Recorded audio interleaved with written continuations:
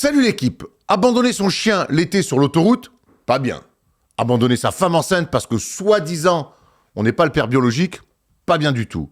Mais alors, abandonner un triple MVP dès le début de saison, là vraiment, les moments tombent. Car oui, depuis les premiers matchs des Nuggets cette saison, Nikola Jokic semble terriblement isolé, comme Vinicius lundi soir au moment de remettre le ballon d'or. Je veux bien que Nikola Jokic soit un immense joueur au QI basket aussi inatteignable que le prix du litre de lait en Martinique, on pense à vous les frères, mais quand même, chaque année, le roster des Nuggets se dépeuple de ses meilleurs soldats. Et c'est problématique, surtout quand on veut combler ses pertes avec la signature de Russell Westbrook. C'est comme si on veut se laver les dents avec un balai à chiottes.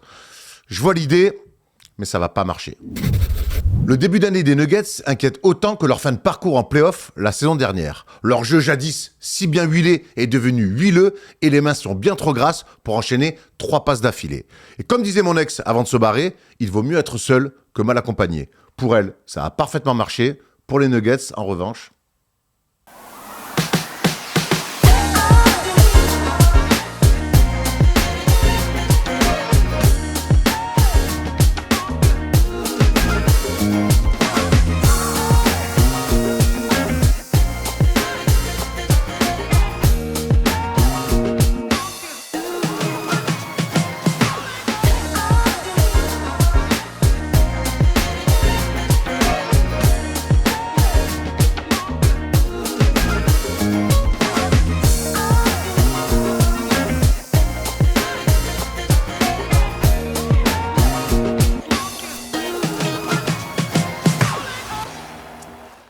Salut l'équipe, on est jeudi et le jeudi c'est le First Day Show, ravi de vous retrouver pour une nouvelle émission. Cette semaine avec moi je n'ai pas un mais 2 ballons d'or, est-ce que vous allez les retrouver derrière ces masques? Comment ça va messieurs? C'est Halloween, what's up? Ça va être une longue émission sur comme ça. Donc c'est Thomas Dufan et Arthur Sen évidemment. Oui, bonjour, je vais enlever ces lunettes qui sont dramatiques. Bonjour. Ça fait plus Elton John qu'Halloween, hein, je sais, c'est un drôle de choix Thomas que tu m'as fait. Hein. Excuse-moi Erwan, je pensais te faire rire encore un petit peu. J'ai ri. Je trouve que t'es magnifique avec ça. Mais Halloween, faut faire peur. Rocketman. Comment ça va Tutur? Ça va super et toi? First time this season, right? Yep, exactement. Tu nous reviens de Bali. Ouais. T'as profité, c'était bien? Bah, c'était super. Ah ouais, des belles plages, des beaux abdos. Ouais. Ça c'est mon tutu ça. Ça c'est mon tutur ça. Oh, la ça c'est chance. mon tutur. Malakov toujours invaincu? Invaincu, toujours 6-0. Bon, On va continuer parfait. ce week-end, Sartek, hein. j'espère. Sartek, comment ça va Thomas? Oh ça va super, moi je suis toujours content, je suis là, je parle de basket tous les jours. On a des émissions tous les jours. Hein. On a des Je émissions pense tous que les je vais jours. devoir ralentir à un moment donné, sinon à Noël je vais tomber dans les pommes. Justement, on vous parle du programme sur First Team avec déjà dès dimanche, vous le savez, sur DAZN en gratuit, vous retrouverez Tom Sierra-Bino avec Thomas Laroukis sur place à l'Adidas Arena pour commenter le match entre le Paris Basketball et Nancy à 19h. Si vous êtes sur place, allez leur faire coucou, ils sont toujours contents. Ça fait toujours plaisir de parler avec les gens sur place, donc soyez au rendez-vous pour cette belle affiche du Paris Basketball qui vient de sortir un match monumental en Euroleague avec 19 tirs à 3 points de Nadir Rifi. Ça c'est vrai. Tentez. Ouais, tentez. Et 52 pour l'équipe. Et 52 pour l'équipe. Record. Donc Paris Basketball qui reçoit Nancy à 19h. Et puis vous le savez, tous les lundis soirs désormais, le Big Monday. Et cette semaine, on vous a offert le match entre les Chicago Bulls et les Cleveland Cavaliers. Match de 2015 en playoff avec le tir au buzzer de Derrick Rose. On s'est régalé. Cette semaine, les amis, on vous propose un autre classique de chez Classique. Ça me fait un peu mal au cœur, mais à l'histoire avant tout. Les Houston Rockets qui affrontent les New York Knicks. Match 7 à Houston dans des finales NBA 94. Hakeem Olajuwon face à Patrick Ewing. Et ça, je vous dis que c'est un grand duel de pivot historique. Donc, ne soyez bien avec nous lundi 22h pour ce NBA Classic Game. Avant, il y aura évidemment, pendant les 2 premières heures, la libre antenne, Thomas. Ouais, absolument. De toute façon, c'est un rendez-vous que vous devez prendre, que vous devez tous noter. Hein. C'est interdit de manquer ces 4 heures de live pour parler d'actu, pour revenir sur le passé. Mais on le répète quand même, hein, tous les matchs sont disponibles en replay. Donc, tu vas sur YouTube, il y a une petite barre là, comme ça, NBA Classic Games, et tu te refais ça avec les gosses si tu veux. On vous rappelle que le premier match qu'on avait fait, c'était Shaquille O'Neal, Ouais. jeune Shaquille O'Neal, face aux New Jersey Nets de Derrick Coleman qui se fait une entorse de bâtard pendant le match. Et le Shaq fait un monumental triple. T'as pu regarder un petit match un peu, Arthur, ou pas? J'ai vu la première mi-temps de Orlando et le match de Cleveland, mais ça, je l'avais vu en live, donc les souvenirs étaient encore là. C'était un peu dur pour toi. On rappelle que t'es un fan, pour pas dire autre chose, de LeBron James. Ça commence bien. Ouais, je te jure. Arthur revient de Bali parce qu'il aime voyager. Mais si vous aussi, vous aimez voyager et que vous aimez le basket, eh ben, j'ai un truc pour vous. Depuis plusieurs années, la NBA n'a cessé de se rapprocher du public en France.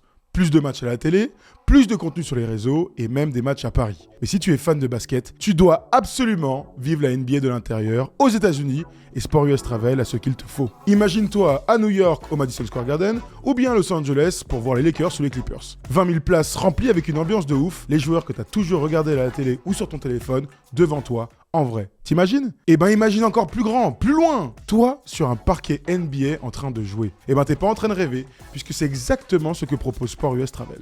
Un voyage aux États-Unis, 2 matchs, une fun expérience sur le parquet pour vivre donc pour de vrai la NBA. Depuis le 2017, nous voyageons avec Sport US Travel qui propose des forfaits incluant le vol, l'hébergement et bien sûr vos billets pour les matchs. Tout est prévu pour non seulement kiffer à la salle, mais aussi dans la ville pour vivre des moments inoubliables. Avec First Team, nous serons à New York fin février. Alors viens avec nous, on se retrouvera au Garden, mais aussi tout en haut de l'Empire State Building. Ne manque surtout pas l'occasion de réaliser ton rêve de basketteur ou de fan de basket. Tout est disponible sur le site sportustravel.com.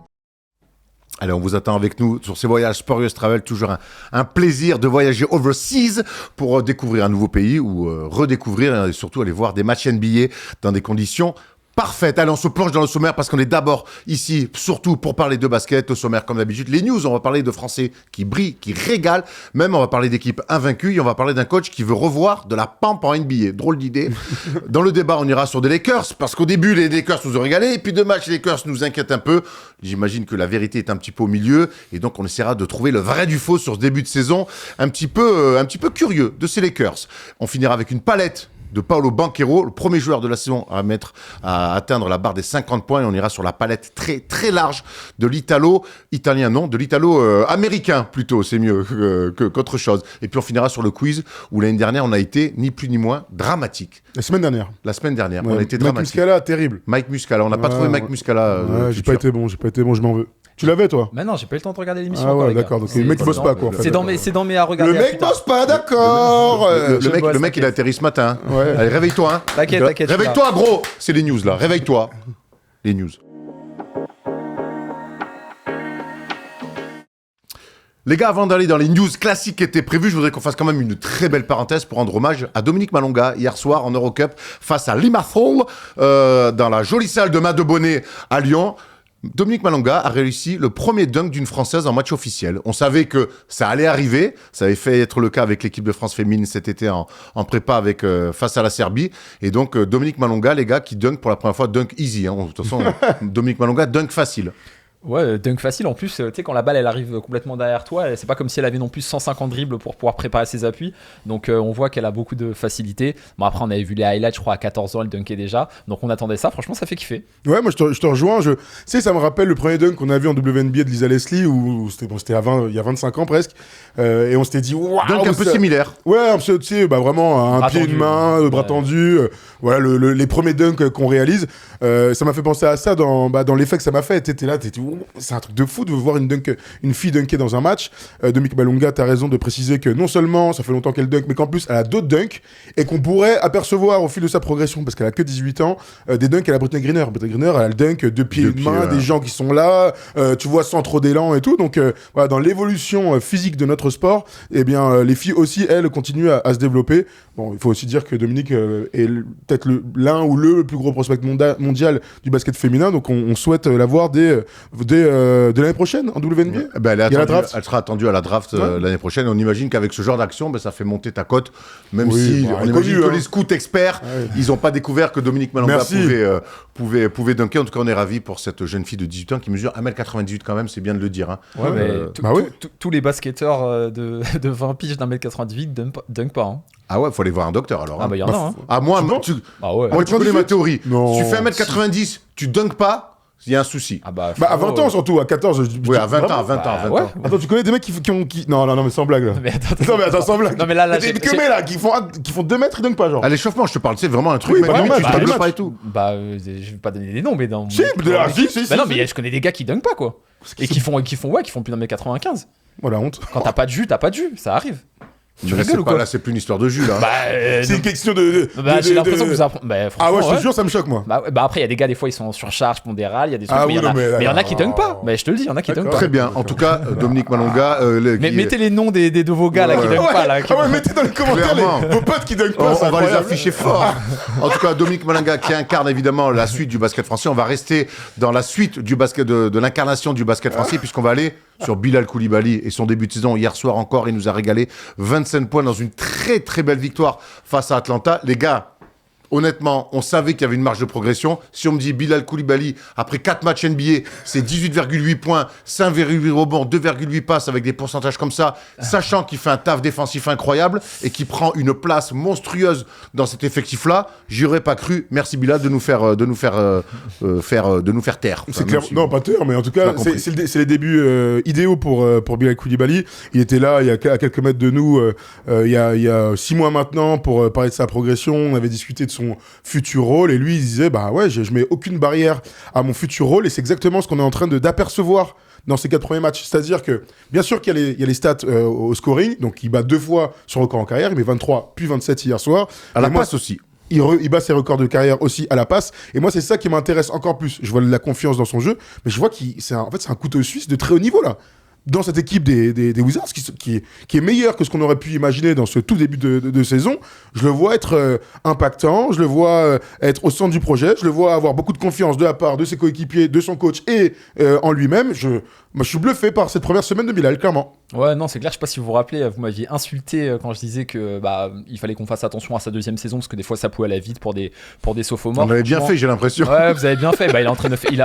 Moi, c'est ce que j'espérais pas. Je le kiffe et je suis trop content qu'il puisse faire ça. Mais effectivement, ce qui est le plus impressionnant, c'est que là, il arrive à trouver énormément de rythme en attaque, sachant qu'il a bas un boulot incroyable en défense. Le match contre Trae Young, c'est un truc de fou, et c'est pas que Trae Young qui est maladroit parce qu'il est maladroit, c'est qu'il est gêné, il est emmené dans des spots où Bilal veut l'emmener, mais s'il arrive à continuer à se développer sur ces deux aspects-là, ça va être incroyable. Et puis il a beaucoup plus la balle en main. Je pense que le premier match où il a que 3-4 tirs, il s'est dit bon, ok, c'est bon, là je suis plus rookie. Forcer son destin. Faut forcer ton destin. On le dira jamais assez. Au bout d'un moment, c'est impossible qu'avec le volume de jeu que j'ai, je sois pas capable de prendre 10, 15 et peut-être 20 tirs par la suite par match. Et l'équipe de Washington, c'est le parfait écran pour qu'il puisse faire tout ça. Et Thomas, dans la logique de cette magnifique semaine, les Wizards ont donc actionné la 3e option dans le contrat de rookie de Bilal. Logique. Donc Bilal va rester au moins une année de plus aux Wizards. Son salaire cette saison est de 6,9 millions.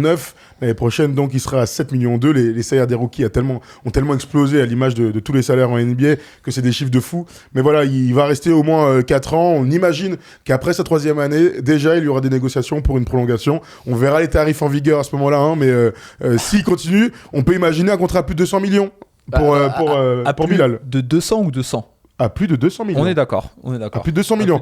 Le max, on a vu Franz Wagner, on a vu tous les mecs qui ont prolongé là être à 220 millions. On a vu Jalen Suggs être à 150 millions. Oui, j'ai l'impression que la famille Koulibaly va pouvoir avoir 2-3 projets IMO dans quelques années, tu vois, genre des trucs un peu sympas. Et tant mieux pour eux, on leur souhaite. From Kobe to... Ils vont mettre la main sur Courbevoie. Bon courage. Il y a du taf. Dernières infos sur Bilal Koulibaly. On en a parlé dans Undrafted. Vous savez, c'est l'émission qu'on produit pour l'NBA sur la chaîne YouTube NBA Europe. Et puis Bilal Koulibaly, on en reparlera beaucoup plus en profondeur lundi soir dans la libre antenne. Donc soyez bien avec nous, vous nous appelez de 20h à 22h avant le NBA Classic Games. On va faire une grande vidéo spéciale autour du début de saison de Bilal Koulibaly. On enchaîne avec 2 équipes invaincues, OKC à l'ouest, Cleveland de l'autre. On commence avec OKC puisque hier soir, ils ont continué donc leur série d'invincibilité en s'imposant assez facilement, j'ai envie de dire, face au Thunder, 105-93. Arthur, le Thunder, début de saison très très sérieux. Mais moi je pense qu'ils vont avoir le meilleur bilan de la ligue, même devant Boston. Leur équipe elle fait clairement flipper. J'ai l'impression qu'ils sont même pas encore à leur potentiel. Ils ont même pas atteint le potentiel. Il leur manque Hartenstein, Caruso. Il a pas trouvé le rythme en attaque, mais il est quand même hyper bien intégré. Ils ont un effectif qui est archi long. Même un Ousmane Dieng qui se contente de certaines minutes, quand il rentre il est bon. En fait aujourd'hui je vois pas de faiblesse. L'année dernière on soulignait peut-être Il leur manquait un big man avec de l'expérience. Un peu d'inexpérience aussi. Un peu Ça marche d'inexpérience, plus. un shooter pur élite, mais c'est parce qu'on pinaillait. Il y a Ils sont Isaiah trop forts. Joe, ils en mettent. Oui. Aaron Wiggins met dedans. Ouais, Non, c'est- je te parle si on, ouais, si on cherchait, pinaille. si, Bien si on, sûr. si on pinaille, En tu playoff, vois. on l'a vu de toute façon. Hein. Voilà, donc là, franchement, hormis l'inexpérience, c'est une équipe de fous furieux. Je pense qu'ils vont s'accrocher à tous les matchs. L'effectif, il a faim. Ils ont leur truc de dog à la fin. Là. Gros, ils font flipper. Il faut clairement les meilleurs confs de presse d'après-match de toute la NBA. Hein. Qu'est-ce qui nous régale. Thomas, dans ce super début de saison, il y a un homme aussi, donc il y a Shai évidemment, mais il y a un homme qui nous régale, c'est Chet Holmgren qui était en bugne-à-bugne hier en plus avec Victor. Ah L'année oui. dernière, il avait souffert face à Victor. Ouais. Et là, hier soir, lui aussi, dans son bon début de saison, il l'a confirmé en dominant Victor Mbanyama. Ouais, clairement. Un petit Victor Je crois Mbanyama. que c'est le 4e match entre les deux joueurs depuis leur début de saison professionnelle. On se souvient bien sûr de la Coupe du Monde U19 il y a quelques années maintenant. Mais dans ce match-là, qui est très attendu, qui est sur la télé nationale, qui est devenu maintenant un début de rivalité, si c'est pas sur les deux franchises, c'est au moins sur les deux mecs. Bah ouais, Chet, il s'en est très très bien sorti hier. Encore une fois de l'adresse, il a 7 sur 10 au tir, il arrive à être précieux au scoring, il arrive à mettre des dunks encore de très haut niveau. On connaît sa qualité au contre. Et puis surtout, là on voit la différence avec Victor qui a vraiment beaucoup de mal à rentrer dans sa saison. On est tous plutôt déçus. Hier, il prend que 5 tirs, il sort un petit peu blessé et revient. Il marque 6 points, donc c'est indigne pour la stature de Victor. Bref, pour rester sur OKC, ils sont, comme tu le disais, parfaitement lancés. Ils ont toutes leurs forces vives qui ont bien débuté si on nommait Isaiah Hartenstein. Et surtout, le bon signal, c'est qu'hier, Shai, il est pas bon, quoi. Et je dis, il est pas bon, il fait un match minable. Et dans ma fantasy, je l'ai insulté ce matin parce que je me dis, attends frérot, ça te ressemble pas. Et il gagne quand même assez largement face aux Spurs. Donc ouais, les signaux sont clairement très très au vert, même si le calendrier leur C'est a... favorable. Voilà, favorable. Eh ben on va voir ça, justement, le calendrier. On va revenir sur ce très bon début de saison de la part d'OKC avec ce tableau. Donc 4-0, une attaque point inscrit 123e de NBA. Je pense que ça peut être mieux que ça. Par contre, l'énorme stat, c'est que c'est la meilleure défense NBA et de loin. Alors on sait que sur ce début de saison, il y a des équipes qui sont pas encore prêtes. On a dit que le calendrier était favorable, mais encaisser quand même sur 4 matchs en NBA 91,3 points, c'est pas rien. Bah ouais, et puis, Ça montre l'état d'esprit. et puis le match de Victor, on peut dire qu'il lui manque de l'agressivité, ce genre de choses-là, mais il a été archi bien défendu. Ils l'ont À 2 ou à 3. À 2 ou à 3, ils l'ont écarté au maximum. Et là où ils ont été très bons, c'est qu'ils ont essayé de faire en sorte que Victor ne s'approche pas du panier. C'est-à-dire que dès qu'il enchaînait sur un dribble, il y avait l'aide qui venait directement. On connaît la qualité des défenseurs intrinsèques Du Thunder. du Thunder. Mais là, la mise en place, elle était exceptionnelle. Et Victor, dès qu'il se rapproche du panier, un gars, 2 gars, il était obligé de ressortir. Il reste pas énormément de temps au chrono. Et on se retrouve avec des scores qui sont à 90 points. C'est exceptionnel. Une Ça, autre équipe qui a vaincu, cette fois-ci, c'est dans la conférence Est. C'est peut-être un petit peu plus une surprise qu'OKC. C'est les Cavs, Thomas, qui hier ont pris le meilleur, et assez rapidement dans la rencontre, face aux Lakers. Les Lakers, on en reviendra dans le débat tout à l'heure. Ouais, les Cavs commencent aussi parfaitement. Franchement, l'effet Kenny Atkinson est assez évident. Il y a une alchimie, une force collective de très haut niveau. On connaissait leur qualité. On avait aussi des doutes sur Mobley Allen. Est-ce que ça peut réellement marcher? Darius Garland, Donovan Mitchell. Est-ce qu'il faut réellement continuer là-dedans? Ce début de saison va clairement dans le sens de la continuité et d'une assise défensive de très haut niveau. Ils ont tapé les Knicks il y a quelques jours. Ils tapent les Lakers. Ça, c'est des statements pour une équipe comme Cleveland qui se doit maintenant de passer de cette chape de plomb entre guillemets du deuxième tour des playoffs. On a envie de les voir en finale de conférence. C'est pour ça que Donovan Mitchell a prolongé son bail avec les Cavs. Donc voilà, ils ont eux aussi parfaitement lancé leur saison, et puis avec un style de jeu franchement qui font kiffer. Hier, ils marquent 8-3 points dans le premier quart-temps, pardon. Ils sont à 9 sur 9 à 2 points dans le premier quart-temps. On comprend que c'est une équipe qui est très largement en confiance. Très dur à défendre parce que le danger vient de partout. Ouais. Moi, ce que j'aime, mais surtout là où je suis surpris, c'est que pour avoir eu la chance de parler avec Kenny Atkinson dans cette fameuse soirée où tu étais, Arthur, tu te souviens ce qu'il nous a dit sur le Ouais, je backcourt? me rappelle. Il aime pas l'idée d'un backcourt de petite taille. Et même avec l'équipe de France, on savait que maintenant les langues se sont déliées, on savait que ça lui plaisait pas d'avoir Strazel et Andrew en même temps parce que c'est un choix. C'est pas un choix d'homme, c'est un choix de profil. Aujourd'hui, il arrive quand même, avec des profils qu'il n'a pas spécialement choisis, à être invaincu. Il a marqué comme ça de son empreinte son début de saison avec les Cavs. Donc bravo à Kenny Atkinson. Et surtout, je vois que ces Cavs-là, qui faisaient des choses pas trop mal ces dernières années, mais qui avaient un coach un peu dramatique, dès que tu mets un coach qui a des idées, On voit comme ça la bascule, comme ça peut changer beaucoup de choses dans le basket. On vous apprend, mais c'est toujours bien quand on voit des bons coachs qui amènent les équipes là où elles doivent être. Quel est l'impact de Vincent Collet là-dedans? C'est ça la question. On lui posera la question à l'occasion. Tu lui demanderas, Erwan. Bah, bien sûr. Moi aussi, on a parlé avec Ah oui, Vincent. Rabbi Ouais, Boucher. je t'ai dit, tu le demandes. Easy. C'est le poteau, on va bruncher dimanche ensemble. Au Stephen Brunch d'ailleurs, où je serai dimanche 13h, 15h, soit avec nous les frères aussi. Il y a beaucoup de rendez-vous, je sais. Il y en a un qui aura plus de rendez-vous, avec l'NBA en tout cas, c'est Rudy Gay. Qui a pris sa retraite. Mais oui. C'est pas rien, Rudy Gay, ça m'a fait quelque chose. Mais moi aussi, Rudy grave. Gay. Mais Parce grave. que c'est quand même un joueur qui avait, on voit 17 saisons, plus de 1000 matchs NBA, 19 seulement en playoff. Et là, on commence à toucher un petit peu la corde sensible sur la carrière de Rudy Gay. C'est un joueur qui était plein de highlights, qui avait une élégance, qui avait une classe. Il y avait un peu de mélo en lui, dans le côté classe naturelle, tu vois, un beau joueur, mais qui a jamais réussi finalement à transposer son talent avec des résultats collectifs. Ouais, non, c'est un gars qui était gifté. Il avait le corps du basketteur parfait pour l'époque. Il devait faire 2-5. Il est capable de shooter. Il mettait des dunks de ouf. Il était charismatique et tout. Donc, ouais, mais après, comme tu dis, collectivement, on n'a pas de grands souvenirs de lui sur des jauges de playoff ou des choses comme ça. Donc voilà, je crois que la fois où avec Memphis, il tape San Antonio, là, alors qu'ils sont seed numéro 8, je crois que c'est un moment où il est blessé. Donc, dès qu'on passait les 82 matchs, c'était un petit peu plus compliqué, mais énorme kiff. Moi, j'ai toujours kiffé le joueur. C'est un joueur magnifique, vraiment. T'as raison de parler de son style, des dribbles, des T-jeux, des énormes posters, des dunks. C'est vraiment le genre de mec sur lequel t'essayes toujours ton pari l'année d'après. Tu sais, on se dit toujours, ah mais chez nous, on va le mettre à défendre. Ah, chez nous, il va peut-être grandir et devenir un leader. On a vu ce que ça a donné à Toronto avec DeRozan, ça n'a pas duré longtemps, et pour cause, puisqu'en fait, il n'a pas cette âme de leader. Donc c'est en fait la comparaison avec Carmelo Anthony, qui est un meilleur joueur sans aucun doute, elle est parfaite. Manque de défense, manque de leadership. Et Élégance, fuck. Élégant, bien sûr. Mais tout ça, ça te donne des joueurs, tu sais, qui peut être à un moment donné ton joueur préféré, le joueur que tu utilises dans tout quai, tu vois, ce genre de choses. Mais dans la réalité, c'est un mec qui est allé seulement 3 fois en playoff, qui a joué 19 matchs et qui a jamais passé un tour. C'est aussi ça l'autre réalité de Rudy Gay. Mais ouais, ça m'a fait quelque chose aussi. Je me dis surtout qu'on est vieux, quoi. Franchement, ça passe vite. Hein. Ça fait 17 saisons, lui. Ouais. Incroyable. Des regrets sur la carrière de Rudy Gay, mais lui aussi a des regrets. C'est un petit peu loin. Si tu veux la prendre, Thomas, je te la laisse. Bien sûr, je mentirais si je disais que ma carrière s'est déroulée exactement comme je le souhaitais. Sans déconner. Ce n'est pas le cas. Les blessures ont été difficiles à avaler, c'est sûr. Je me suis retrouvé souvent avec des équipes dans des situations intermédiaires qui n'ont pas été toujours... Parfait. Tout n'a pas été toujours parfait, pardon. J'aurais pu faire plus ou être meilleur. Bah, voilà.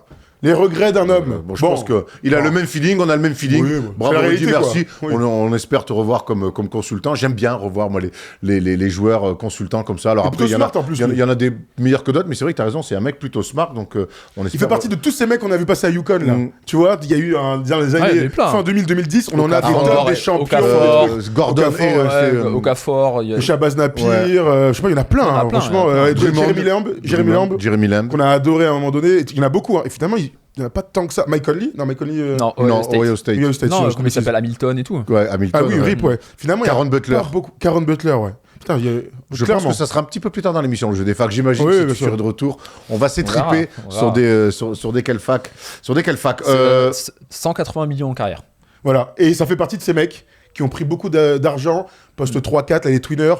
Ouais. Shout out à mon gars Tobias Harris dans ces cas-là, qui hier soir a fait son retour à Philly, je suis obligé de le dire, il s'est fait siffler, 18 points, 14 rebonds, on peut dire qu'il a fait son game, en plus les Pistons gagnent, frérot, il s'est fait cibler, j'ai l'impression que en Pennsylvanie, ils ont le même avis que moi. Est-ce qu'il aurait dû se battre, tu crois Avec qui? N'importe. Qu'est-ce qu'il aurait dû... Avec n'importe Est-ce qui. qu'il aurait dû déclencher une bagarre, Il a fait Tobias son Harris? match, Parce 18-14. que si Tobias Harris avait déclenché une bagarre, ça aurait fait la joie de Joe Mazzulla. Parce que Joe Mazzulla, en fait, il est champion NBA, il a une bête d'équipe, il peut écrire l'histoire de la franchise de NBA, mais lui, en fait, ce qui lui manque à NBA, c'est la pampe. Et il aimerait qu'en NBA, on revoie un petit peu des bagarres. La plus grande chose dont on prive les gens du point de vue du divertissement, c'est ce qu'on ne peut plus se battre. Tu peux la mettre plein écran, s'il te plaît? J'aimerais qu'on autorise à nouveau à se battre, qu'il est de plus en... Qu'y a-t-il le plus divertissant qu'une petite bagarre? En NHL, MLB, ils ont des battes, pas nous. On a juste un ballon. On n'a pas le droit de donner quelques coups.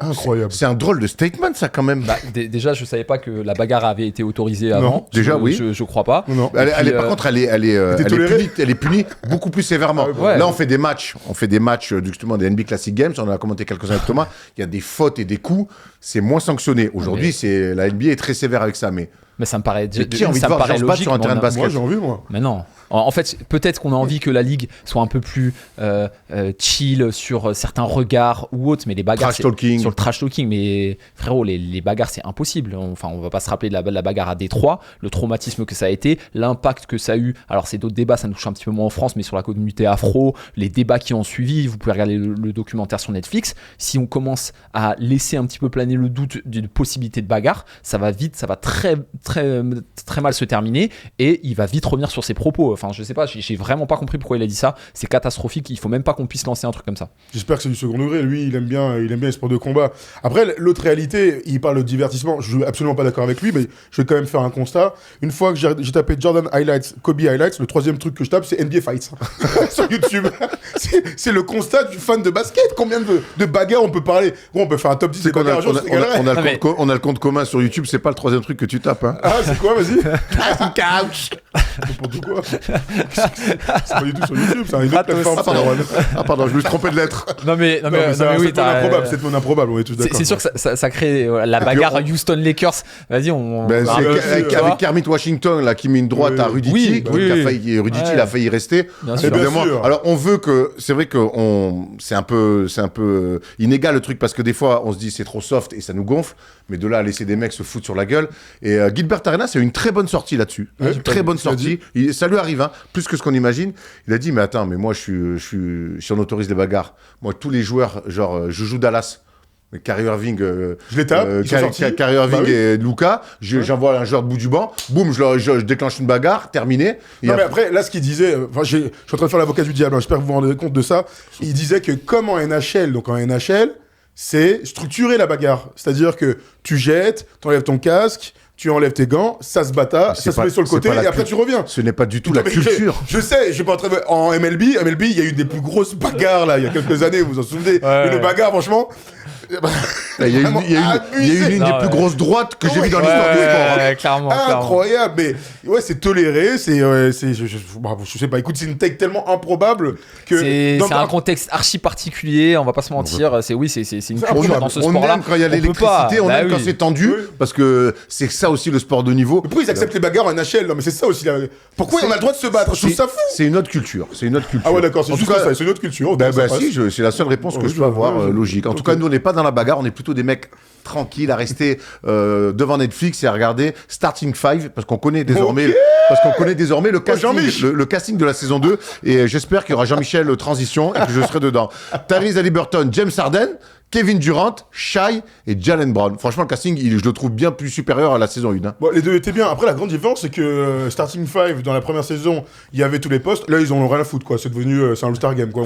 Là, on a mis que des petits et tout. Non, il y a des profils, moi, qui m'intéressent. James Harden au quotidien, ça va être très drôle. Très drôle. Enfin, très drôle. Kevin Durant, incroyable. Lui qui ne bouffe que du basket et qui fume sinon, voilà, c'est quand même des personnages au quotidien au vu de ce qui est fait dans la J'ai envie de découvrir leur quotidien. Exactement. Bah ouais, parce que moi j'étais agréablement surpris de Starting 5. Je pensais pas que ça serait aussi intimiste. Je pensais pas qu'on verrait autant éclore les personnalités. Quand LeBron chez Kaka par exemple, ouais, ça c'est super. Non mais ça j'ai adoré. Avant qu'il se déguise pour Halloween là, ouais, je vois très bien, belle scène. Non mais franchement, je pensais pas que je l'attendais absolument rien de Starting 5 et franchement j'étais agréablement surpris.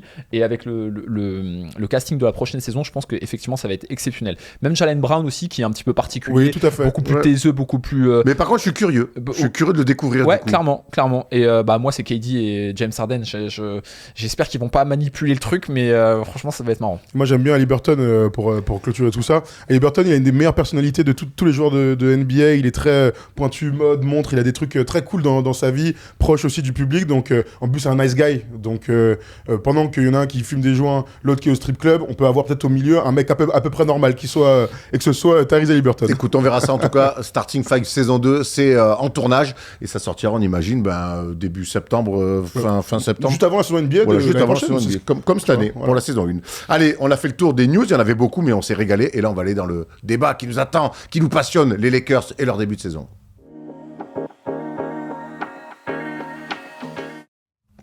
Les débuts ont été excitants, la suite depuis 2 matchs un petit peu moins, mais où doit-on mettre le curseur sur l'attente de ces Lakers cette saison? Messieurs, c'est la première question que j'ai envie de vous poser. Je vais aller avec toi d'abord, Tutur. On a vu des Lakers plutôt conquérants à domicile sur leur premier match. On a vu 2 sorties à l'extérieur dans le début d'un road trip un peu plus compliqué.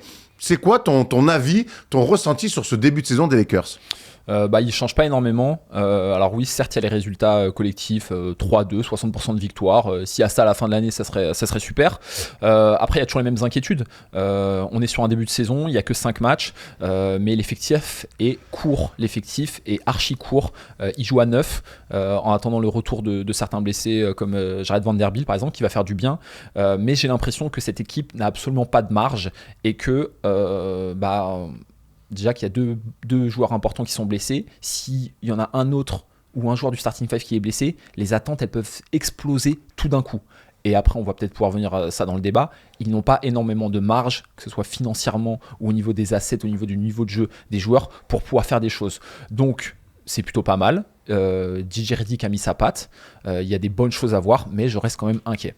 Ouais, je comprends. Il y a pas de toute manière après les 3 premiers matchs, il y avait, tu sais, ce semblant de hype où tu te dis, c'est cool. Bien sûr que c'est normal, il y a ton équipe qui commence par un 3-0, c'est la première fois depuis 15 ans que c'est pas arrivé, encore heureux que tu te fasses pas, il y a 5 matchs qui vont arriver, il va falloir se tempérer, profite un peu, en plus c'est 3 gros matchs à jouer contre des bonnes équipes, avec beaucoup d'attentes, que tout le monde regarde, il y a beaucoup de choses à raconter, Anthony Davis, LeBron, son match c'était contre les Suns, il est incroyable, bref, il y avait que des choses positives à raconter, là on est le lendemain d'une fessée, d'une déculottée terrible, qui clairement te remet dans cette position de, eh ben oui, ils ont pas de marge, t'as raison. Eh ben oui, cette équipe, elle a quand même des défauts assez criants, elle défend pas assez, LeBron est vieux, voilà, il est vieux, il est très fort, mais il est vieux, donc quand t'es vieux, t'es plus irrégulier ici ou là. Donc le curseur, moi je pense que c'est toujours le même, c'est une équipe de play-in.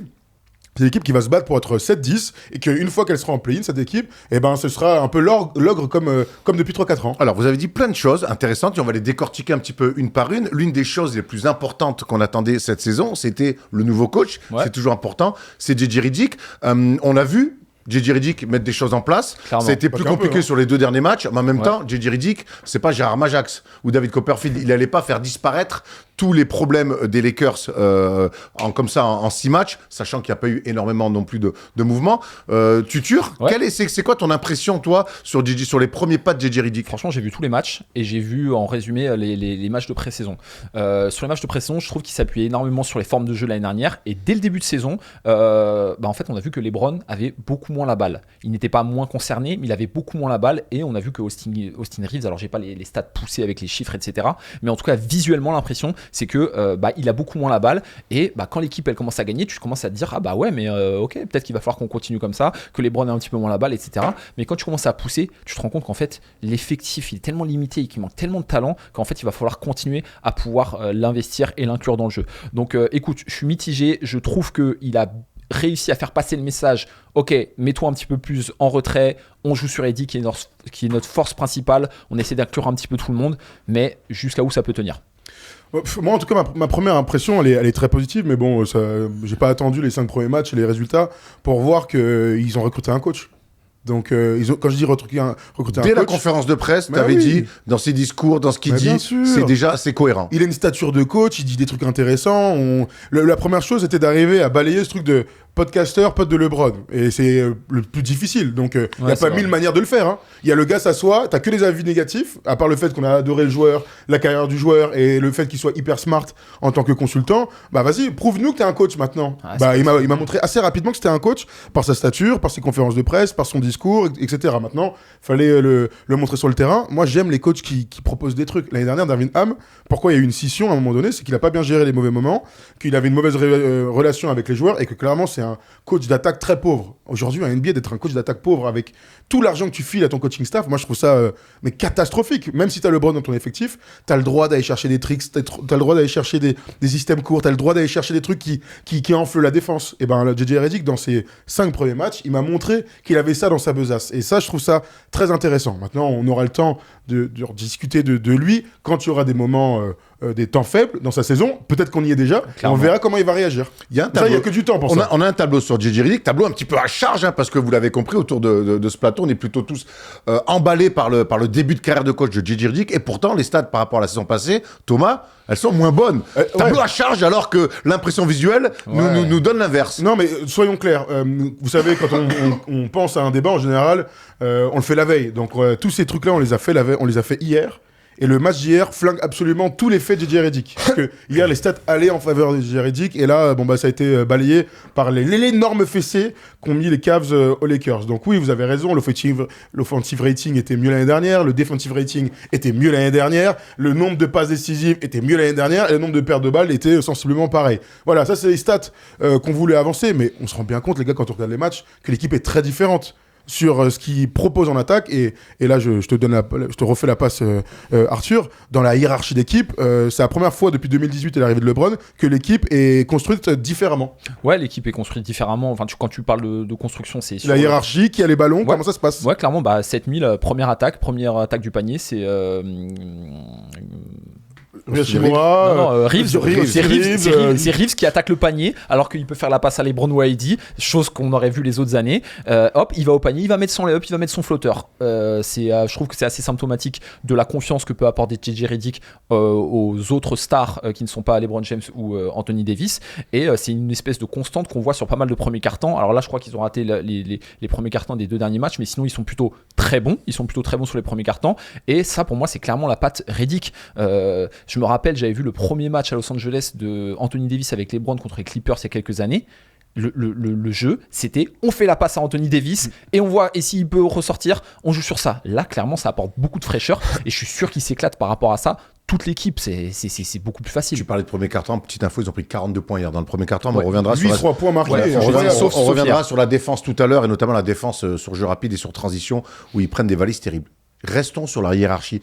J'aime cette histoire de hiérarchie parce que quelque part, c'est nouveau ce qu'on voit avec LeBron. T'as raison, les premiers ballons en général, ils sont, on les voit souvent, c'est Austin Reeves qui va les jouer. Et puis surtout, le leader offensif de cette équipe-là, ce n'est plus LeBron James, qu'on voit là quand même avec des stats à 40 piges qui sont encore très bonnes, en phase avec son tir à 38,5. Mais moi, c'est la première fois de la carrière de LeBron que je vois que le meilleur en stade de son équipe, c'est pas lui. C'est Anthony Davis qui a pris le lead, qui s'est enfin émancipé. On voit les stats d'Anthony Davis, il y a aussi l'aspect visuel. Et ça, quelque part, je peux pas croire que c'est juste l'émancipation d'Anthony Davis, c'est aussi un coach qui a dit « Tonton, c'est à toi d'être le numéro 1 ». Ouais, clairement, il y a plusieurs trucs dans ce que tu viens de dire. La première chose, c'est que clairement, quand il y a un mec qui a 30 points, 12 rebonds et 2 contres, s'il y a un deuxième mec qui a des meilleures stats, c'est que c'est une super équipe de basket, a priori, ou alors c'est Kobe et Shaq.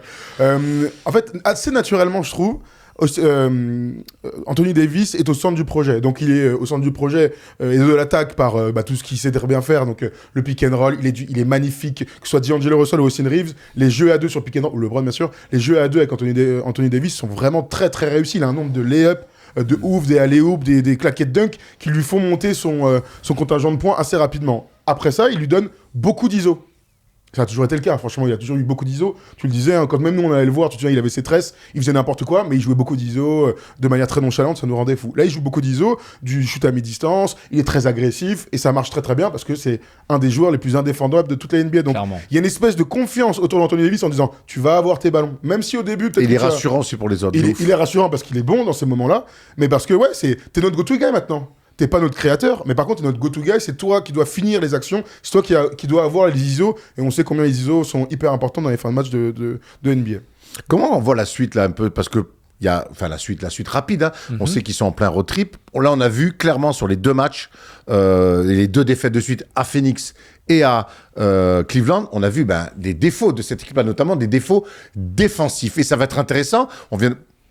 Je pense que Anthony Davis va rester dans ses standards, mais je suis curieux de voir les ajustements que va être capable de faire JJ Redick. On l'a dit, son début de saison, il est bon, mais là, très vite, au bout de 5 matchs à peu près, il faut déjà trouver des solutions défensives. Parce qu'il est un peu court vêtu. On a vu sur les 2 défaites qu'Austin Reeves, il est ciblé, que D'Angelo Russell, ils sont ciblés. Et hier, notamment face à Cleveland, ils se font détruire sur toutes les premières intentions. Et t'as beau avoir Anthony Davis derrière en deuxième rideau, c'est trop dur. Non, mais clairement, de toute façon, le gros point faible de cette équipe-là, c'est la défense.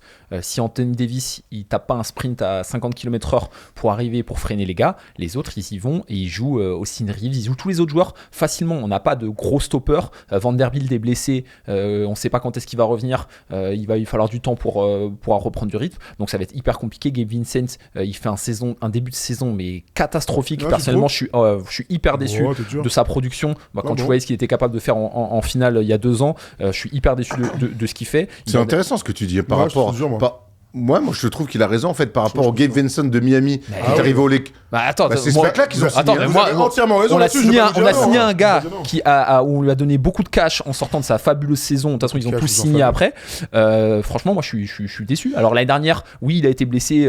Oui, il est revenu à la fin de l'année. Ça a été compliqué. Mais bon, bref, je suis hyper déçu. Moi, je pense juste que ce qu'on a vu pendant ce round de playoff, c'était absolument pas représentatif de son niveau. Il a le droit de s'en rapprocher un peu. Je veux dire, c'est un backup, le mec. C'est un backup. C'est un 3&D meneur de jeu. Donc moi, dans ce rôle-là, j'ai du mal à lui tirer dessus. Mais voilà. Je suis d'accord. Bon, en tout cas, pour revenir à la question principale, ils sont court vêtus. Et puis, on va pas se mentir. Tu parlais de l'âge de LeBron. Moi, quand je regarde un petit peu, c'est toujours le dernier à revenir en défense. Et il y a combien de fois où Cleveland laisse cette nuit, ils ont attaqué en 5-contre-4 parce que LeBron il revient en marchant, où il est en train de regarder le public ou en train de regarder les arbitres. Et c'est hyper compliqué. Déjà, quand ton équipe, t'as pas de stopper. Si une attaque sur 3, tu défends à 4-contre-5, mais c'est trop juste. Pour la troisième fois de la saison, ils ont encaissé plus de 110 points. Ah ouais, non, mais c'est dur. Bon, oui. Après, tu joues Phoenix, tu joues des grosses attaques et tout. Donc voilà, forcément. On parle ils ont joué Minnesota, ils ont joué. Tu fais le plein à chaque fois. Oui. Pas chaque fois, il y a 2 matchs aussi. On le voit ce tableau-là sur la défense. Donc on a les ratings quand même et de toute façon voilà là. Arthur vient de nous expliquer. Prends-le toi, c'est loin, je vois pas. Ok, alors donc 117 points encaissés par match, ils sont 25e défense de NBA au rating. 21 points encaissés sur contre-attaque, c'est la dernière équipe en NBA. Ça c'est Kata et Arthur vient de parler pourquoi. 50 points encaissés dans la raquette, c'est la 21e équipe de la NBA et ils sont à 4,4 blocs par match, c'est la 22e équipe de la NBA. À subir ou à mettre? À mettre. C'est pas ouf. Mais, sachant que mais après, franchement, je vous le dis très honnêtement, D'Angelo Russell, Austin Reeves, LeBron James, Rui Hachimura, Anthony Davis. Il n'y a pas un monde où un 5 majeur comme ça en NBA en 2024, ça peut être une bonne défense. Il n'y a pas un stopper ni sur le poste 1, ni 2, ni 3, ni 4. Bon, j'ai l'impression que c'est les 4 postes où c'est le plus important de devenir des duels. Je dis pas que le poste 5 est moins important, mais quand à l'extérieur, c'est rare de tomber sur un poste 5. Je veux pas qu'on aille tout de suite, ou peut-être vraiment sur la fin de ce débat-là, mais je veux qu'on reste un petit peu sur les choses un petit peu positives de ces Lakers-là. Je t'en avais parlé. C'est que quelque part aussi, on a l'impression que depuis très longtemps, pour la première fois, il y a une continuité côté Lakers. C'est qu'Austin Reeves, il est installé, que Rui Hachimura, mine de rien, il est aussi installé, avec LeBron et AD, et que même D'Angelo Russell, il y a un semblant enfin de continuité. Là, mine de rien, tu te fais attraper à Phoenix, tu te fais attraper à Cleveland. Il n'y a pas lieu non plus. Il n'y a pas lieu non plus de mettre le feu à la baraque, comme tu le dis. Ils sont dans leur standard, ils sont positifs. Et de toute façon, on va les attendre entre la 7e et la 10e place. Ouais, 46 victoires, c'est 47 l'année dernière, 46, 47. Moi, c'est 47 l'année dernière, c'est ce qu'ils doivent viser. C'est leur niveau réel. Mais dans la continuité, moi, il y a un truc qu'on n'a pas dit dans la hiérarchie et qui change absolument tout pour ces Lakers, c'est qu'à partir du moment où D'Angelo Russell est une arme que tu utilises beaucoup en début de match, puis ensuite seulement en deuxième arrière pour prendre des tirs, et que tu donnes les clés du camion de la création à Austin Reeves, ça change complètement ton équipe. Darvin Ham l'année dernière, là où c'est complètement raté, c'est qu'il a continué à donner beaucoup de ballons à LeBron, ça on peut comprendre, mais D'Angelo Russell était le créateur sur pick and roll, qui devait jouer et tout ça. On ne dit pas que D'Angelo Russell doit rester dans un quart d'heure et rien faire, parce que sinon il ne sert plus à rien. On le voit être agressif, avoir des bons momentum et tout. En confiance aussi un peu. Parfois en confiance. Mais Austin Reeves, c'est lui, ton meilleur joueur sur pick and roll, c'est lui. Il est exceptionnel, le mec. On parle d'un gars, franchement, c'est un maestro du pick and roll. Il est trop fort, que ce soit pour lui, le nombre de fautes provoquées. Toutes les réponses aux attaques. Pour provoquer des fautes là, dans l'entre-deux, avec des mecs qui le touchent les hanches, il est incroyable. Il est capable de tirer à 3 points, bon, ça on le sait. Il est bon au lay-up, et puis surtout, c'est un bon passeur. Et il est le petit sur le shot roll, il est très bon quand on est Davis. Donc, déjà, dans la hiérarchie, et tu vois, j'ai même pas parlé de LeBron. Hein. Donc, dans la hiérarchie de ton équipe, il est là le grand changement aussi de JJ Redick par rapport à Darvin Ham. Un petit mot sur LeBron quand même, sur son début de saison. On l'a vu les stats tout à l'heure, tu peux les remettre Tom si tu veux. Elles sont bonnes hein, comme d'habitude pour un mec de son âge avec sa longévité. Il s'est passé quand même quelque chose sur ce début de saison, c'est qu'on a failli assister à la fin d'une série. C'est la série de matchs à 10 points au minimum pour LeBron James ou plus. Et à Phoenix, il a eu chaud et c'était presque la défaite. Et le fait qu'il continue cette série, ça a presque un peu estompé la défaite tellement les gens étaient focalisés là-dessus. Normal. Il fait un match minable, disons-le. Hein. Il est catastrophique. Il fait un match nullissime et tu sens qu'à la fin, l'objectif, c'est pas de gagner le match. L'objectif, c'est qu'il arrive à ses 10 points. Comme beaucoup de joueurs. Comme plein d'autres joueurs dans leur carrière, ils savent qu'ils ont des records à tenir, des standards et ils essaient de les maintenir coûte que coûte. On peut dire ce qu'on veut, mais Russell Westbrook et ses triple-doubles son année de MVP.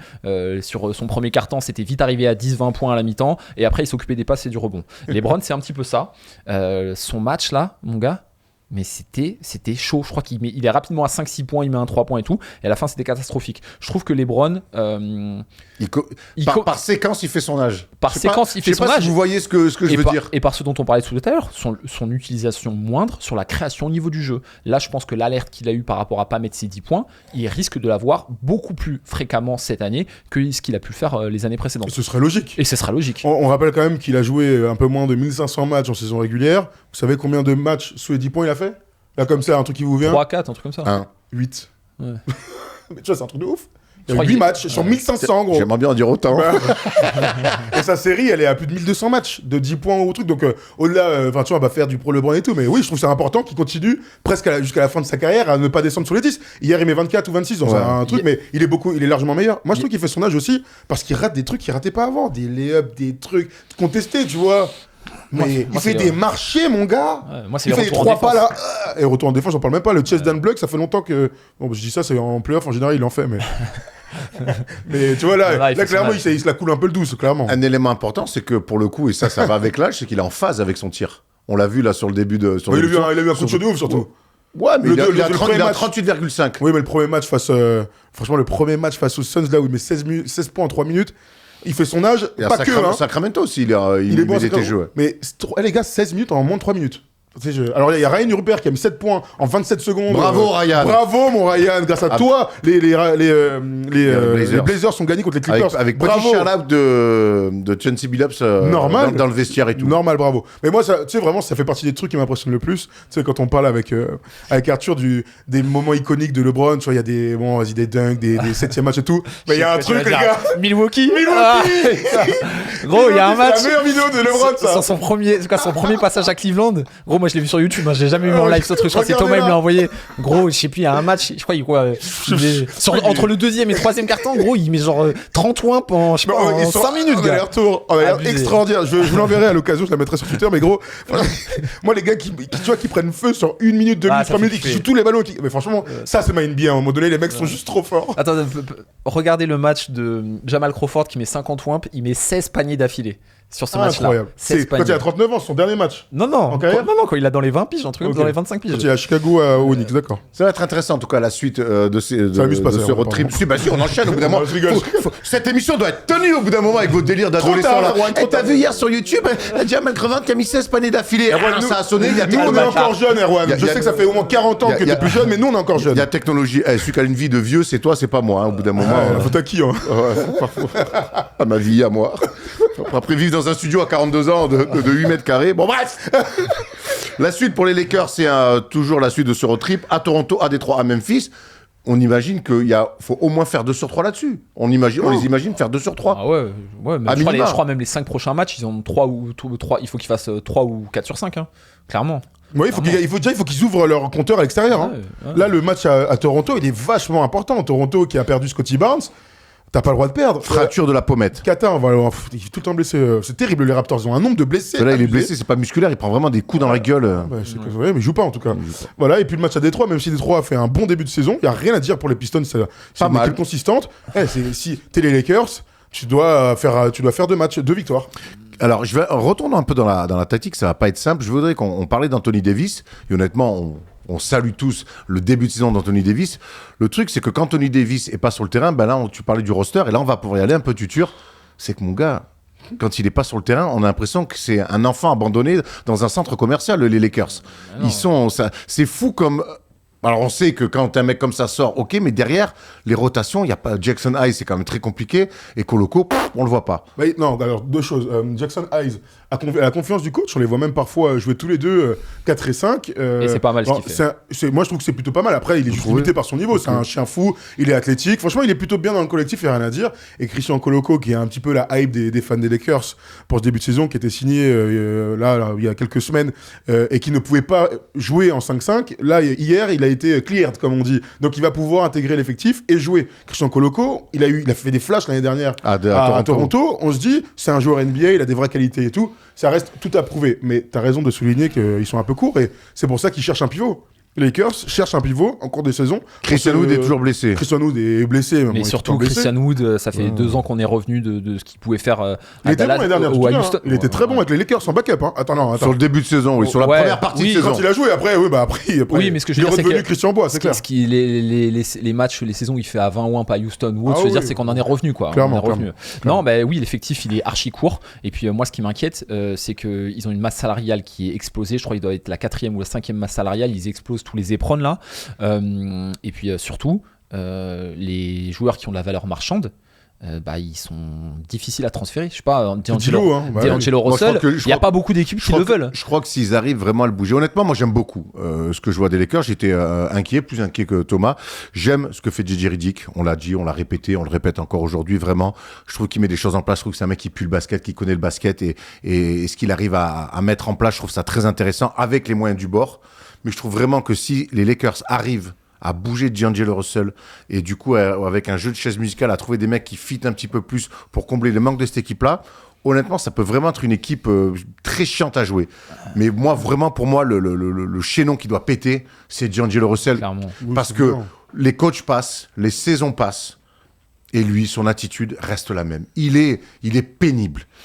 Alors, il a du talent. Je te trouve dur parce qu'en fait, je trouve qu'il souffre d'une très mauvaise réputation méritée et notamment pas sur les derniers playoffs, mais sur les playoffs d'avant où ça a été catastrophique. L'année dernière, je trouve qu'il s'est racheté un petit peu. Il a eu des hauts et des bas. Il a eu des hauts et des bas. Après, il s'est fait détruire par Darvin Ham en conférence de presse. Bref, ça lui colle à la peau. Mais effectivement, je pense que pour énormément de franchises, t'as pas envie de lâcher tes assets ou des gros joueurs pour D'Angelo Russell. Il est pas cher après. Son contrat, il est pas cher. Il a 18 ou 18. Aujourd'hui, c'est rien. C'est 2100 € net, ça aujourd'hui. C'est rien. D'Angelo Russell, comme cette année, il shoot à 25%. Les Qatar. Je veux bien, il shoot à 36% dans le jeu. Voilà quoi. Bon, alors il fait toujours 5,8 passes. Il a cette qualité sur pick and roll. Il arrive quand même à faire des choses. Mais je trouve que il leur manque un mec un peu plus, quelqu'un qui peut stabiliser un peu plus les choses, un peu plus rassurant. Moi, je trouve que c'est une pièce en l'air systématiquement et c'est usant, je trouve. Quand je vois l'évolution de Reeves, quand je vois la prise de pouvoir d'Anthony Davis, je sais pas, je trouve qu'il fit pas avec le avant et avec le nouvel état d'esprit de cette équipe-là. Oui, on est tous plutôt d'accord sur son cash parce que si il y avait une offre satisfaisante, il serait plus là depuis longtemps. Ouais. Donc le but pour Pelinka, c'est à un moment donné de faire un coup comme avec Russell Westbrook, c'est-à-dire amener des pièces qui te permettent d'upgrader ton équipe rapidement. Je sais pas si c'est possible, honnêtement, parce qu'il te faut un pivot et un autre meneur à la place de D'Angelo Russell qui soit défenseur et qui puisse mettre à 3 points. Bon courage. Non mais tu vois ce que je veux dire. Bon courage. Isaiah Thomas joue plus, donc c'est un peu. Isaiah Thomas, ouais. De Détroit, bien sûr. Oui, bien sûr. Faut toujours préciser. Toujours préciser parce que lundi dernier, on s'est. Tu t'es pas compris. Bah oui, le mec il me dit Isaiah Thomas. Mais quoi? Jamais de la vie. Il est pas sous-dimensionné. Il défend pas. Isaiah Thomas. Isaiah Thomas de Boston. On parle pas du même. Ah oui, effectivement. Ah bah oui, là, pour le coup, ça change tout. J'ai vu ça. C'est incroyable. Mais Erwan, 30 ans d'NBA, on en arrive là. Les amis, est-ce que pour vous, les Lakers peuvent gagner la division Pacifique? Winamax, en tout cas, Winamax vous propose de parier là-dessus. Vous allez voir, et la cote, elle est plutôt intéressante. Derrière, les Suns sont favoris, puis derrière, c'est la guerre avec les Kings, avec les Warriors et les Clippers. Qu'est-ce qu'on en pense, messieurs? On la prend, cette petite cote de 4? Ce qui est fou, c'est qu'il y a 5 équipes, et il y a 5 équipes qu'on va pouvoir, qui vont finir, je pense, entre 6 et 10-11. Tu vois ce que je veux dire? toute la division Pacifique est à peu près le même niveau. En fait, Alors, on a l'impression que c'est la guerre pour le pays, la ouais, division mais clairement, oui, tu vois. c'est assez fou. Donc la cote à 4, elle est intéressante. J'ai du mal à dire. Bah, là, en même temps, ils viennent de se prendre une trempe. Les mecs, c'est toujours pareil. Et les Suns ont mis des choses en place. Mais tu vois, si tu m'avais dit ça il y a 2 jours, quand il y avait 3-0, je t'aurais dit oui. En même temps, je suis un fan. Donc compliqué, pas simple. Le pop-up, vous l'avez vu passer, FT10, vous jouez avec nous, il y a plein d'offres à chaque fois pour s'inscrire. On joue toujours avec modération, on le sait. On a fait le tour sur les Lakers qu'on va évidemment suivre toute la saison et évidemment qu'on a envie de les voir en play-in, on a envie de voir LeBron dans des matchs comme ça en post-season parce qu'on ne sait pas combien de temps ça va encore durer, mine de rien. Pas de bon first day show sans Palette, bah du coup, Palette.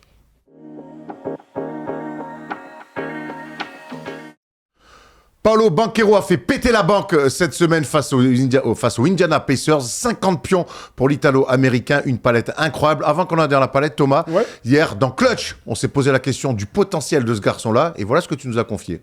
Ce que j'adore avec Banchero, c'est que tu as la sensation qu'il est déjà très fort, mais qu'il est archi pas fini. Sans comparer le profil du mec, ça me fait penser à Yanis il y a 4-5 ans où il rentre dans ses années MVP et on se dit, mais il a encore une marge de progression de ouf, vu qu'il ne peut pas mettre un tir à plus de 3 mètres. Donc Banchero, lui, il peut mettre un tir à plus de 3 mètres. J'aime son leadership, j'aime son évolution au sein du Magic. Il n'y a aucun doute, c'est lui la tête d'affiche. Et puis, il est en train de construire aussi une équipe autour de lui. J'ajoute quand même, quand tu joues contre les Pacers, en général, tu peux faire un record en carrière. Ça amène au titre de MVP. Bref, on était encore en train de débattre. Donc, évidemment que c'est un joueur pas fini, mais c'est un joueur, Arthur, qui progresse vite et qui montre déjà qu'il a des flashs pour devenir un grand, très grand. Bah ouais, il est archi complet. Moi, franchement, j'avais des doutes au début. Je le trouvais peut-être un peu mollasson, pas hyper athlétique, physique et tout. Il a vite fait taire les doutes. Il est archi complet et je pense qu'il est arrivé au bon moment dans cette équipe d'Orlando qui est en pleine progression depuis qu'il est là. Il n'y a pas de doute sur le fait que ça soit un leader. Je trouve qu'ils ont signé notre ami Jalen Suggs un petit peu trop cher. Mais lui... Qui ça, t'as dit ? Suggs. Ah, Jalen Suggs, pardon. Wagner de 124 millions et Suggs 150. Mais lui, c'est un bon début de saison, Jalen Suggs. Hein. Pas lui enlever. Oui, et puis super défenseur et tout, bref, c'est un autre débat. Mais pas dans la palette en tout cas. Paolo Banchero, le gars c'est une menace à 3 points, post-up, tout ce que tu veux, il est archi complet, donc il est parfait pour cette NBA. Avant qu'on aille dans la palette, vous avez vu l'extrait Clutch cette saison, les amis, c'est 2 fois par semaine, le mercredi et le vendredi. Donc on se retrouve ce vendredi de 17h à 18h avec Rémi Reverchon, Thomas Laroukis tous les vendredis et ensuite on alterne avec Tom, Paul et moi-même. Et ce vendredi, ça sera moi-même. Donc 2 rendez-vous Clutch cette semaine. Soyez bien là pour qu'on se régale dans le chat. Surtout que le vendredi, c'est place à la FAQ. Donc vous pouvez nous poser plein de questions. On est vraiment là pour débattre le vendredi. Rendez-vous demain, les amis, 18h. Thomas, on enchaîne, on y va. C'est une palette, cette séquence. J'ai eu un doute à un moment donné. Ça tombe bien parce qu'on a bossé. Allez, on y va tout de suite. 4 actions. Ouais, c'est parti pour la palette. Allez, Paolo Banchero qui nous régale avec, vous allez le voir, le meilleur ami d'Arthur, Jalen Suggs, 150 millions, qui fait de très bonnes passes sur pick and roll, Arthur. On y retourne un pick and roll très haut avec Suggs qui joue meneur. La défense en drop coverage là, de notre ami Siakam. Et dans ces cas-là, faut faire quoi ? Cette petite passe short roll qui, en général, punit les défenses sur pick and roll. Regardez Paolo Banchero, ça c'est des trucs qu'on apprécie. Tu parlais de son physique. Il est costaud du haut, ça on le sait. Il est assez rapide, mais il est surtout aussi plutôt à droit des pieds, Erwan. Agile des pieds. Exactement, agile. Agile des pieds, agile de la main. Et c'est pour ça aussi que c'est un joueur supérieur. On a des joueurs physiques comme Paolo Banchero, 2m8, il est plus grand que LeBron, on le rappelle. Un buff comme ça, on en a vu plein. Des mecs buffs comme ça qui vont vite, on en a vu plein aussi. Mais lui, il arrive, on l'a dit, à aller vite, à être fort, costaud et agile. Et là, ça commence à se compliquer. En général, c'est compliqué. Voilà. Tu vas réagir sur la deuxième, Arthur, t'inquiète pas, on y va tout de suite dans cette il n'y a pas Jalen Suggs en plus. Là, il est là. Mais s'il est toujours là sur le terrain, il a pris 150 millions, vaut mieux le faire jouer. Hein. Et première action dans la transition, ça, c'est ce qui va le rendre peut-être un jour MVP, c'est une question qu'on peut se poser. Paolo Banchero est très délié, très agile, tu l'as dit, Erwan, c'est surtout un très bon manieur de ballon qui est capable de jouer meneur. Là, Jalen Suggs va poser un écran dans la transition. En fait, c'est surtout pour faire switcher la défense des Pacers, la petite remontée et surtout le dribble. Regardez Paolo Banchero qui va voir que les défenseurs des Pacers font n'importe quoi. Et oui, Nick Young is back. Derrière, Banchero replace ses appuis. Ça, c'est dans sa progression, Arthur. Le tir extérieur est en train de... Je rappelle qu'il a 21 ans. Il est en train de nous montrer qu'il peut défoncer toutes les défenses grâce à son tir. Ouais, complètement. On avait peut-être des doutes par rapport à son adaptation sur la nouvelle ligne. Hein. Il a fait la fac aux États-Unis. Et puis, oui, hein, quand tu commences à prendre confiance et prendre tes repères après avoir travaillé ta mécanique et après avoir envoyé, lorsque que tu commences à devenir un shooter fiable sur tous les attributs que tu as dit, bah tout de suite tu deviens une menace plus et ça devient compliqué pour les défenses. Et on continue, il y a un mot qu'on n'a pas dit, c'est fluidité. Vous allez voir sur la troisième action, Erwan, je sais que ça va te plaire, la fluidité de Paolo Banchero dans ce mid-range qui nous fait plus penser, là, Erwan, à Carmelo Anthony. Allez, on y va tout de suite, on va se la refaire en palette. Paolo Banchero a donc la balle, et ce qui est bien, on le dit, hein, c'est un super passeur, un gars qui a un bon QI basket, donc on lui offre des possibilités de passes décisives. Là, c'est une bonne défense, clairement, des Pacers, alors qu'on est dans le 4e quart-temps. Là, il va faire ce petit end-off, plus l'écran et ensuite le roll, mais la défense va quand même plutôt bien s'adapter, hein. On va donner du crédit à Naismith sur cette affaire et à Obi Toppin. Regardez, le jeu à 2, toujours avec Jalen Suggs, 150 millions, mais un vrai bon joueur, Arthur, hein. Derrière le 1 contre 1, et oui, Obi Toppin, pour le coup, c'est pas un super défenseur, mais cette petite feinte, vous vous souvenez de la vidéo de Carmelo Anthony qui apprenait à Black Griffin avec Team USA à faire ce move-là. C'était pas exactement ça. Et ben voilà, il lui a pris ce move, le Banchero. Jab step là.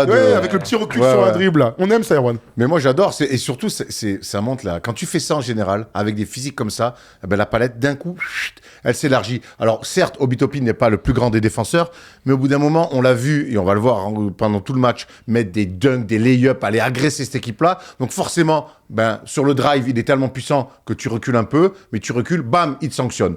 Et c'est là que ça va devenir, et c'est vrai que la question qu'on se posait dans Clutch Share, c'est est-ce qu'un jour dans sa carrière il pourrait être MVP? Moi, quand je le vois faire des matchs comme ça, mais surtout que je vois une palette, il fait pas 14-3 points dans le match où il prend feu, et on se dit c'est un grand soir. Dans ce match de 50 points, on a vu quand même tout ce dont il était capable, et la marge de progression. Tu parlais de l'adresse, Arthur, l'année dernière, sur la deuxième partie de saison, on l'a vu être régulier à 3 points, et là on voit qu'il confirme. Donc honnêtement, moi, il me régale. Hein. Allez, on se fait un dernier kiff. Vous avez parlé de Carmelo, on a parlé de LeBron. Et si on se faisait une dernière action qui ressemble clairement à un Young LeBron ou un LeBron de Miami peut-être, Bully Boy, énorme Thomas dans la gueule. Voilà, ça c'est ce qu'on aime. Il n'y a rien besoin de dessiner là. Ah bah là, clairement, il y a quand même un pick and roll de Mo Wagner, on va rien lui enlever. Mais notre ami Isaiah là, Jackson, il a pris un beau Thomas dans la gueule. Ça c'est ma NBA des athlètes, ça. Oh la vache. Gars, l'impact comme ça, quand on voit ton défenseur à 2 mètres et que t'es capable de vite remonter avec le Thomas de main, c'est... Ça me fait penser au deuxième match là, avec Malakov, t'as placé cette action. Exactement. Oh non, tu m'as volé ma blague. J'allais dire, j'ai cru que c'était une vidéo de Malakov. C'est pas grave, tu me voles mes blagues, mais j'espère que tu me voleras pas le quiz. En tout cas, dites-nous dans les commentaires ce que vous pensez de Paolo Banchero, sa marge de progression, ce que vous pensez aussi du Magic. Et est-ce qu'un jour, on fera peut-être un débat là-dessus, mais je vous le pose déjà dans cette émission, est-ce qu'un jour vous imaginez Paolo Banchero, pourquoi pas un jour glaner le trophée 21 ans, MVP, 21 ans. Ils sont tellement jeunes. Tellement fort surtout, c'est ça. Grave. Tu sais, quand t'as redit 21 ans, j'étais putain. 21 ans. Bon courage à vos adversaires. Et bon courage à la conférence Est en espérant que le Magic continue sa progression. Exactement. Et bon courage à Arthur et Thomas, puisque c'est l'heure du quiz, les amis.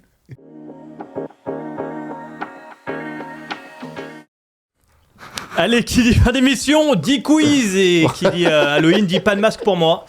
Mais pour tous les autres, visiblement, je fais assez peur avec ma tronche. T'as pas un masque là? Excellent, allez, payez. C'est bon, là. Je serai au Dozan tous les samedis soirs, payé au chapeau. Avec toi, ça pas. fait 3. Hein. Oh, ça part fort. Merci à mon auteur. Ça va, Tutur? Ça va et toi? Je suis content quand t'es là, ça va vite. Il y a des réponses. Merci. On y va directement d'ailleurs. Vous êtes prêts? Oh putain, le blanc. le blanc de fou. Ah ouais, le premier beat de la soirée. Ouh, remboursé. L'enfer. Avec toi, ça fait 2 bides. Allez, Thomas. Il se noie complet.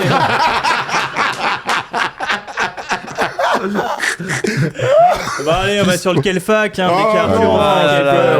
Toi, t'aimes jouer. Bah oui, j'adore jouer, j'adore. Allez, Thomas, allez, s'il te plaît. Allez, Bats-toi un peu. on est là pour l'exploit. Vous êtes prêts? 15 noms, ça va aller vite. Tu peux pas me les envoyer avant? C'est parti. Kevin Looney. UCLA. Allez, ça part 1-0, ici. ouais, pole position. Imad Shumpert. Je l'ai. Cincinnati. Georgia. Non, Georgia Tech. 2-0. Putain, je suis bête. Oh la vache, ouais, d'accord. Ah bah, Oui, dans il ce a bas- raison, il a raison. Mister Bénédicte Mathurin. Arizona. Tellement. C'est qui ça? C'est Arthur. C'est ça? Oui, c'est Ah oui, ça. ok. Gordon Hayward. Butler. Oui. Bien sûr. 2-1. Allez, Thomas. Bonzi Wells. Attends. Ouais, Xavier. Non, gros, t'as des sabots, le bruit que ça a fait. Incroyable. C'est des Caterpillars. Ouais, c'est possible. Bonzi des C'est sabots. Wells. Email qui nous fait J'ai les pas, tissus, j'ai je pas. le remercie. Bonzi Wells, j'ai pas, non. Bonzi Wells. Les Cardinals de Ball State. Ok. Pas cadeau. J'avais vraiment pas. C'est ce qu'on appelle pas cadeau. Glenn Rice. Michigan. Bien, 2-2-1. Dalton Schneck. Tennessee. Non. Tennessee. Ah, il a changé de fac Tennessee. entre temps. Oui, il y avait North Carolina. C'est Connect, hein, pas Schneck, hein, faut arrêter de... Connect. Dalton Schneck. James Jones. Miami, bravo. Bah oui, je l'ai. On me dit bravo, frère, je suis pas. Quoi, t'as vu ce qu'il vient de faire là? Je dis rien, toi, Putain, Erwan. on dirait moi ouais. qui récite la table de 2. Bravo Erwan. J'ai une innovation de 8 minutes. Putain la vache. Progrès du mec. Allez, enchaîne. J'ai le droit d'être impressionné. Enchaîne. Avance. Allez, Wilson Chandler. Marquette. Wake Forest. Putain. Tu veux en tenter un? Non. Il est pas allé à la fac, il était en high school. C'est 2 pôles. Ok, failli. Bah, c'est un lycée, 2 pôles. Pardon. Je l'ai pas du tout. Non, parce que je disais, il était en high school. Ah, d'accord. ok. Allez, Steve Kerr. Oh, Arizona. Oui. Ah oui, c'est vrai, putain, bravo, t'es bon. Ça ouais. fait- Eh, gros, arrêtez de me parler. 4, 2-2. 2-2. Il reste combien là? Il en reste 5. Vache. Okongu. Hein? Okongu. Ah, Georgia. Non. C'est comment? Congo. On a le même truc, c'est incroyable. Moi, j'avais. Moi, je Comme ça, non. Non, j'ai USC. USC, Ok. ah, putain. Ah oui, ben oui, putain, je l'avais ça. Je savais pas. Alex Len. Oh, je le sais. Utah. Non, je l'ai. Non. Baltimore, c'est comment ça s'appelle? Non, je l'ai, c'est pas Maryland. Maryland, putain. J'ai dit Baltimore. Maryland. C'est Maryland. Marie-Laure. Maryland de ouf. Maryland de ouf. 4-3-2, il en reste 3, les amis. Oh my god, je peux gagner. Putain, je vais me chier. Jonathan Isaac. Arizona State. Florida State. Floride. Oh là là, je suis pas loin. 4-3-3. T'as juste Arizona Kate, State, quoi. Erwan. Géographiquement, t'es loin, gros. Arrête, tu sais, Arizona State, Florida State, tu connais, c'est les mêmes, gros. Tu connais. Tu sais que c'est un truc composé. Mais oui, tu sais que c'est un état. Steve Smith. Style. Moi, je sais pas, frère. Kentucky? Je sais pas. Oh, je l'ai. North Carolina. Non, North Carolina. North Non, Carolina. attends, je Yukon. l'ai. UCLA. Attends, répète le nom du mec. Steve Smith. Indiana, j'en sais. Ah, mais je l'ai, c'est Michigan. Michigan. Mais oui. Non, Michigan State. Non, prends pas. Non, ça prends fait pas. de la honte. on prend pas. Dommage. Attends, rappelle les scores. Il y a 4-4-3. 4-4-3. 4-3-3. Vas-y. Ouais. Attends, pardon, combien? 4-3-3. Il reste combien là? Un seul. Oh. S'il y a égalité, je serai obligé Oui, d'aller bah oui, enchaîner. oui, bien sûr. Le dernier, c'est Damon Studemeyer. Arizona. Arizona. je l'ai, Je vais j'y devoir viens aller pas. en chercher un. Putain, je le dis pas. Moi, je peux t'en dire ou pas? Bah, on verra si Je suis plus dedans. Je suis plus dedans. C'est entre Tom et moi la finale où t'as raison, dégage, allez. Putain, le bâtard. Non, mais je peux vous en trouver. Me touche pas. Caramba. Allez, ce sera celui-là qui va donner la victoire. Anthony Randolph, pardon. Ohio Marquette. State. Non, Michigan State. Non, tu confonds. Michigan. Ce sera pas celui-là. Ah, Anthony Randall, pardon, je dis n'importe quoi, excusez-moi. C'était LSU. Alors ce sera un Ouais, autre. je pense que Zach Randolph, pardon. Tiens, cadeau. Ma faute. Celui-là, je sais que vous l'avez. Vas-y. C'est Ryan Anderson. Oh, mais t'es Oh, je l'ai relou. pas du tout. UCLA? Non, je sais pas. Oh, tu me l'as déjà dit plusieurs fois, Erwan, dans ta vie. Ryan C'était Anderson. California. Allez, je vous en donne un dernier parce que là, ça fait beaucoup. Ce sera Oji Mayo. Ohio State. Non. Marquette. Mais non, Non, attends, Michigan State. Michigan State. Mais non, USC. USC, Yes. merci. Yes. Merci. Yes, j'essaie de taper. Ça fait 10 ans qu'on fait ça, c'est la première fois que je les C'est tape vrai. depuis le bus. USC, OJ Mayo, ah ouais, 4 je l'avais pas. Ah ouais, c'est vrai, bravo. Putain, j'ai la haine. Putain. Putain, en plus, son leader, franchement, il est mauvais. Hein. Ah, USC. California, je dis Et, UCLA, je sais très bien ce qu'il y a. Bravo, hein, il était top dans le truc technique et tout. Bravo, Ouais, Ayman. bravo. Tu as été très bon. USC, bah, Allez. c'est Ayman qui a fait ça? Eh oui. Prolongé. Lesquels fac. On va sur le qui suis-je. Jusqu'à la semaine pro. Day to day. Allez, vous me décevez pas comme la semaine dernière. Je suis né le 11 avril, Mike Muscala. Parce que là, tout va bien. le 11 avril 1986. Et j'ai donc 38 ans. Aujourd'hui, ma dernière apparition sur un parquet NBA remonte à 2017. C'est très dur de te regarder. mais, commençons par le commencement. Je fais la fac. Je vais pas la donner, il y a trop de jambons à la fac ici. 3 saisons de 2004 à 2007. 3 saisons à la fac. Lors de ma saison senior, je tourne à 12,3 points et 4,7 passes. Dans mon scouting report, on me compare à Jared Jack, notamment pour ma taille. Malheureusement, je ne suis pas un assez fort scoreur à la fac pour être drafté haut. Je devrais attendre le second tour et le 56e pick pour être appelé par les Bucks. Je passerai ma saison rookie surtout en G-League. Mais en 2008-2009, pour ma saison sophomore, je rentrerai dans le 5 à 40 reprises. Pour Williams. Oh, mais en même temps, c'est incroyable. Chips de fou. Profitant des blessures. malgré les doutes des scouts. Ramon Session. Ramon Session, ça part directement Allez, et c'est un sans faute pour Allez, Halloween. On appelle ça la vague. Là, c'est hop, c'est la pris. Il a tout pris. Ça, c'est dans la besace. Il a tout pris. Bravo. Je passais une excellente journée. Que dis-je? putain. Une excellente semaine. Putain. Franchement, bravo. Ah, bravo, À bravo. la là. fac, peut-être. Oh, je l'ai eu, mais je l'ai pas C'était quoi, là. la fac Nevada. Nevada, dur, non. Dur. Mais bravo. Bon, bah, bravo, ok, Thomas. mais rends l'antenne alors. Eh ben, écoutez, avec plaisir. Après cette excellente émission, Arthur, bravo, hein, belle première. En plus, t'es bien habillé aujourd'hui. Bravo pour les masques, bravo pour Halloween. J'espère que vous allez bien vous amuser ce soir. Pas trop d'alcool, bien sûr, comme toujours. Merci à tout le monde. On se retrouve sur DAZN. Tom et Thomas Larokis vont commenter Paris. Nancy. On se retrouve lundi prochain avec, bien sûr, le Big Monday. C'est terrible, le Big Monday. Et ils ont Le pas Big la laine. Monday, Vous avez vu que Scary Movie revient, hein. Je dis ça, je passe comme ça, vu le masque. Donc je dis Big Monday, libre antenne à 20h, à 22h. On regardera Rockets Knicks 95 pour le meilleur plaisir d'Erwan. 95. sera moins intéressant. 94, tout à fait. Je sais pas pourquoi je dis 95 depuis quelques semaines. On vous souhaite à tous un très bon week-end. N'hésitez pas à nous suivre. Si vous êtes en podcast, vous êtes les meilleurs. On vous aime. Merci Arthur, merci à la régie, merci à tout le monde, merci à Victor, merci à Thomas, moi-même, hein. Merci à Tom. J'ai décidé de me rater sur tous les prénoms. Merci à Aymen, merci à Jérémy, merci à Léo, merci à tout le monde. Allez, bisous. Hein.